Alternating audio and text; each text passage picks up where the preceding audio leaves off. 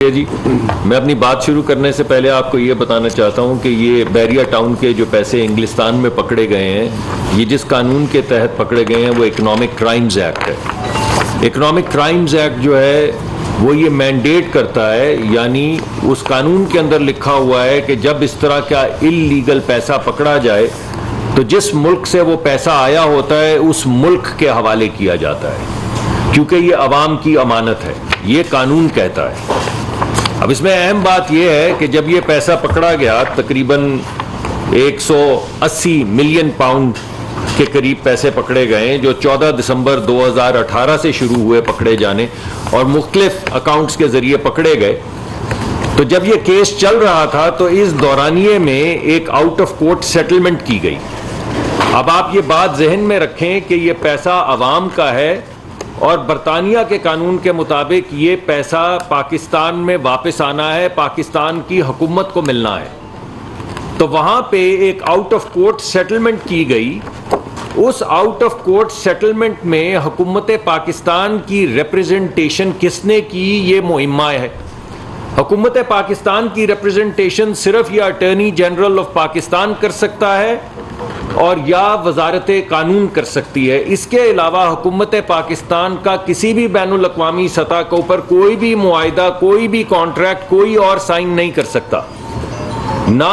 Attorney general کے دفتر کے اندر کوئی ایسا ڈاکیومنٹ ہے، نہ وزارت قانون کے پاس کوئی ایسا ڈاکیومنٹ ہے جس سے یہ عیاں ہو کہ کسی کو یہ اتھارٹی دی گئی کہ وہ انگلستان جا کر اس آؤٹ آف کورٹ سیٹلمنٹ میں یہ کہہ سکے کہ وہ پیسہ جو حکومت پاکستان کو ملنا ہے وہ اب کس کو ملے گا۔ تو آؤٹ آف کورٹ سیٹلمنٹ یہ کی گئی کہ وہ پیسہ جو ہے وہ حکومت پاکستان کو ملنا ہے، مگر وہ سپریم کورٹ میں رجسٹرار کے ایک اکاؤنٹ میں جمع کروا دیا جائے۔ اب یہ سیٹلمنٹ کس نے کی، حکومت پاکستان کو وہاں جا کر کس نے ریپرزینٹ کیا؟ آؤٹ آف کورٹ سیٹلمنٹ جو 3 پارٹیز میں ہونی تھی، ایک وہ جس کا مسروقہ مال پکڑا گیا، ایک وہ جس نے یہ مسروقہ مال پکڑا، اور ایک وہ جس کو یہ مال ملنا ہے، یعنی عوام، یعنی حکومت پاکستان۔ تو ان تینوں کے درمیان میں جو آؤٹ آف کورٹ سیٹلمنٹ ہونی تھی وہ کس نے کی، یہ آج تک نہیں پتا چل پایا کہ پاکستان کی ریپریزنٹیشن وہاں پہ کس نے کی، مگر کسی نے تو کی۔ اب اس بات کو چھپانے کے لیے وہاں پہ اسی کانٹریکٹ میں جو آؤٹ آف کورٹ سیٹلمنٹ ہوئی اس میں یہ لکھا گیا کہ یہ جو آؤٹ آف کورٹ سیٹلمنٹ ہے یہ ایک اس کو صیغہ راز میں رکھا جائے گا۔ یہ کوئی نیوکلیئر پروگرام نہیں ہے پاکستان کا، یہ کوئی ڈیفنس کی ڈیل نہیں ہے جس سے پاکستان کی سلامتی جو ہے وہ خطرے میں پڑے۔ یہ زمینوں کے لین دین میں جو بھی کوئی ایسی چیز ہے جس کو انہوں نے ناجائز سمجھ کے پکڑا، اس پیسے کو پاکستان لانے کے لیے جو آؤٹ آف کورٹ سیٹلمنٹ کی گئی اس میں لکھا گیا کہ یہ جو سیٹلمنٹ ہے اس کو کانفیڈینشیل رکھا جائے گا۔ کانفیڈینشیل کس لیے رکھا جائے گا؟ اس لیے کہ یہ نہ پتا چل سکے کہ حکومت پاکستان جس نے تحفتاً وہ 190 ملین پاؤنڈ یعنی تقریباً $250 ملین، یعنی $250 بلین، یعنی 50-55 ارب روپیہ کس نے حکومت پاکستان کا گفٹ کر دیا سپریم کورٹ کے ایک رجسٹرار کے اکاؤنٹ میں، یہ پتہ نہ چل سکے۔ لائبلٹی ایڈجسٹ کرو۔ اب سوال یہ پیدا ہوتا ہے کہ جب یہ پتہ کرنے کی کوشش کی گئی کہ وہ اکاؤنٹ کون سا ہے تو پتہ چلا کہ وہ بحریہ ٹاؤن کا وہ اکاؤنٹ ہے جس میں ان کو جرمانہ ہوا ہے یا ان کی ایک لائبلٹی سیٹل سپریم کورٹ نے کی ہوئی ہے، جس کے تحت انہوں نے حکومت کو یہ پیسے عدالت کے ذریعے ادا کرنے تھے، کیونکہ وہ جو بحریہ ٹاؤن کراچی کی کوئی ڈیل تھی اس میں ایک فیصلہ ہوا تھا۔ اس اکاؤنٹ میں پکڑا ہوا ان کا پیسہ جمع کروا دیا گیا، یعنی جس کا پیسہ پکڑا گیا جو حکومت کو ملنی تھی، حکومت نے وہ گفٹ کر دیا اسی شخص کو جس کو جرمانہ ہوا تھا۔ یہ ہے اس کیس کی حقیقت۔ اور اب جب یہ ہو گئی سیٹلمنٹ تو اس کو آگے بچانے کے لیے کیا کیا گیا؟ ایک ڈیل کی گئی جس کے اندر ایک کابینہ کی میٹنگ میں، جیسا کہ ابھی آپ فرما رہے تھے، کابینہ کی میٹنگ ختم ہو گئی، لوگ کھڑے ہو گئے، تو اس وقت کے جو ایس اے پی ایم ہیں وہ ایک لفافہ لے کے وزیر اعظم کے پاس گئے کہ یہ لفافہ ہے، یہ ایک نوٹ ہے، آپ اس کو کابینہ سے منظور کروا دیں۔ S A P M Mirza Shahzad Akbar صاحب تھے, وہ گئے, انہوں نے وہ کاغذ عمران خان صاحب کے حوالے کیا, اور عمران خان صاحب نے جیسا وہ, آپ کو یاد ہے ایک کاغذ انہوں نے نکالا تھا کہ اس کاغذ سے ثابت ہوتا ہے کہ یہاں پہ ملک کے خلاف کوئی سازش کی گئی ہے, بین الاقوامی امریکہ نے سازش کی ہے, بالکل اسی طرح انہوں نے کہا کہ یہ وہ کاغذ ہے, اس کو آپ اپروو کر دیں, لیکن میں آپ کو دکھاؤں گا نہیں, آپ اس کو پڑھ نہیں سکتے. یعنی کابینہ کو کہا کہ یہ کاغذ ہے جو آپ نہیں پڑھیں گے لیکن اس کو آپ اپروو کریں گے. اور اس کا جو پیراگراف اپروو کیا گیا, پہلی بات تو یہ ہے کہ پاکستان کے قانون کے مطابق کوئی ایس اے پی ایم کوئی سمری لے کر نہیں آ سکتا کابینہ میں. میں دوبارہ آپ کو بتا دوں, پاکستان کے قانون کے مطابق کوئی ایس اے پی ایم کوئی سمری لے کے کابینہ میں نہیں آ سکتا. تو کس قانون کے تحت وہ ایس اے پی ایم یہ سمری لے کر آئے, کسی کو معلوم نہیں. اس کی کلیئرنس کہاں سے کروائی, منسٹری آف لا میں کچھ نہیں ہے, ministry of law and justice میں کچھ نہیں ہے, اٹارنی جنرل کے پاس کچھ نہیں ہے, کہاں سے وزارت خزانہ کے پاس کچھ نہیں, انٹیریئر کے پاس کچھ نہیں, باہر سے پیسے آ رہے تھے وزارت وہ جو ہماری فارن افیئرز کی وزارت خارجہ کے کسی کے پاس کوئی نوٹ نہیں. ایک کاغذ کے اوپر وہ ایک سمری لائے, اور وزیر اعظم نے, پاکستان کے وزیر اعظم اس وقت جو تھے عمران خان صاحب, انہوں نے کہا یہ کاغذ ہے, کسی کو دکھاؤں گا نہیں, یہ کاغذ ہے, کوئی پڑھ نہیں سکتا کابینہ کا ممبر, لیکن یہ کاغذ ہے, اس کو آپ بس اپروو کر دیں. اس کو اپروو کر کے وہ پیسے جو عوام کے تھے, غریب عوام کے تھے, یہاں پہ ایک ایک ڈالر کے لیے ہم بھاگ دوڑ کر رہے ہیں, پیسے بچانے کی کوشش کر رہے ہیں. $250 ملین, 180 سے 190 ملین پاؤنڈ جو ہیں وہ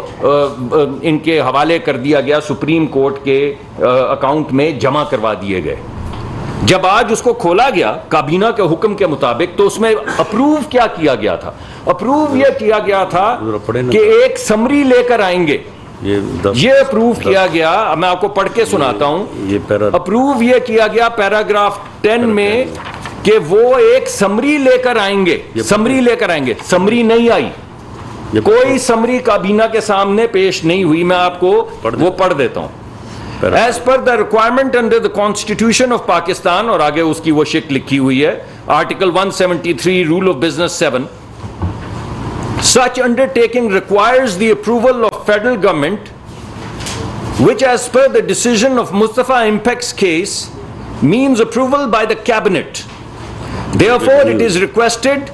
that for signing the deed of confidentiality, confidentiality کس چیز کی, کہ کس نے لندن میں جا کے پاکستان کے بہاف پہ یہ سائن کیے کہ حکومت کے بجائے یہ پیسہ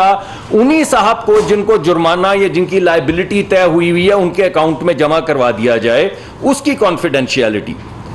It is requested that for signing the deed of confidentiality which is placed in Annexure 1, the approval of the cabinet may be sought. Furthermore, as the funds are being repatriated to the exchequer in Pakistan, FBR may take into account the same with reference to such and such section, جس کی تفصیل آپ کو اب دے دی جائے گی, or any other enabling provision, as the intention of the federal government is not to tax the amount of remittance or any source from which such amount is being or will be remitted. نہ صرف آپ نے یہ کہا کہ وفاقی حکومت کے علاوہ کسی کے پاس یہ ثواب دید نہیں ہے کہ اس کانفیڈینشیلٹی کو کروا سکے سائن, تو آپ اس کو, اس کی سمری جو ہے اس کو موو کریں. بلکہ یہ بھی کہا گیا اس کے اندر, نہ صرف یہ کہ اس کو کابینہ اپروو کرے, بلکہ بھائی جان یہ جو پیسہ جس کو برطانوی قانون کے مطابق اللیگل جانا گیا, غیر قانونی جانا گیا, وہ جب پاکستان میں آئے تو اس پہ ایف بی آر کا ٹیکس نہ لگے. ایف بی آر کو یہ انسٹرکٹ کی گئی کہ یہ جو پیسہ ہے اس کو جس طرح لیگل محنت کش پاکستان کے لوگ پیسہ لاتے ہیں اور ان کو بیچاروں کو کچھ بریک ملتی ہے, اسی طرح ٹریٹ کیا جائے, کیونکہ ایک محنت کش کا بہت محنت, پسینہ, خون بہانے کے بعد اس نے یہ پیسہ اکٹھا کیا, اور وہ اللیگل پیسہ جو ہے وہ پاکستان میں جب آئے تو اس پہ ٹیکس نہ لگے. پیراگراف 11 کہتا ہے, دا پرائم منسٹر, کون سا صاحب, ہاں, this is also being done in order to enable the execution of the settlement of agreement with the deed of confidentiality. یہ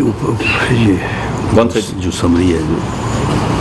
یہ تو پڑھ دی نا میں نے, یہ پڑھ دیے, دوبارہ میں پڑھ دیتا ہوں. رانا صاحب چاہتے ہیں کہ یہ میں بات ذرا دوبارہ پڑھ دوں, یہ اہم ہے. تو اس میں لکھا ہے کہ FBR may take into account the same with reference to whatever section as the intention of the federal government is not to tax the amount of remittance or any source from which such amount is being or will be remitted. یعنی نہ صرف کہ کس نے وہاں پہ confidentiality حکومت پاکستان کے بہاف پہ سائن کی اس کو بچایا جائے, پروٹیکٹ کیا جائے, بلکہ یہ رقم بھی محنت کی رقم جو گورا سمجھتا ہے کہ چوری کا پیسہ ہے, وہ جب یہاں پر آئے تو اس کو احترام کے ساتھ اس پہ کوئی ٹیکس نہ لگایا جائے اور ساری کی ساری رقم بغیر ٹیکس ادا کیے سپریم کورٹ میں اس لائبلٹی کے اگینسٹ جو بحریہ ٹاؤن کی تھی ایڈجسٹ کر لی جائے.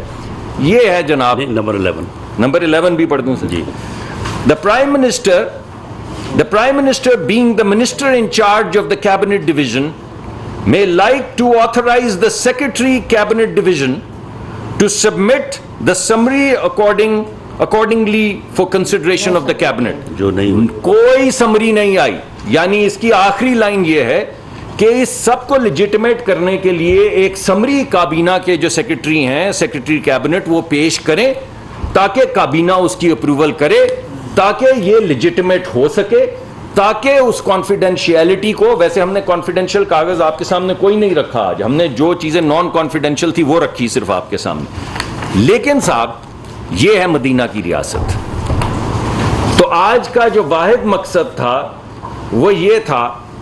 کہ آپ کو پتہ چلے کہ اس ریاست مدینہ جو اس وقت یہاں پہ بنانے کی کوشش کی گئی تھی, جس میں عمران خان صاحب جس کی قیادت کر رہے تھے, جس کے فرنٹ مین مبینہ طور پہ شہزاد اکبر صاحب تھے, ان کو جو جو فوائد ملے وہ تو رانا صاحب نے آپ کے سامنے رکھ دیے, چاہے وہ انگوٹھی کی شکل میں تھی مبینہ طور پہ یا جو بھی, اور وہ جو آپ کے سامنے پراپرٹی ٹرانسفر ہوئی ہے وہ بھی لکھ دی گئی. یہ ہے صاحب حقیقت ہماری صادق اور امین ہونے کی. تو میں ٹھہرتا ہوں, مولانا صاحب شاید کچھ کہنا چاہیے. بسم اللہ الرحمن الرحیم. آپ کے سامنے ہمارے دونوں قابل احترام وزراء نے تفصیلاً گفتگو کر لی ہے اس کیس کے حوالے سے بھی. آپ کو یہ بھی معلوم ہے کہ جس طرح جب پچھلی حکومت آئی ان کے وزراء کی بنیاد اور حکومت کی بنیاد ہی اس چیز پر تھی کہ کرپشن کرپشن کرپشن, اور 4.25 سال تک وہ یہی بات کرتے رہے. کوئی دن ایسا نہیں گیا کہ ان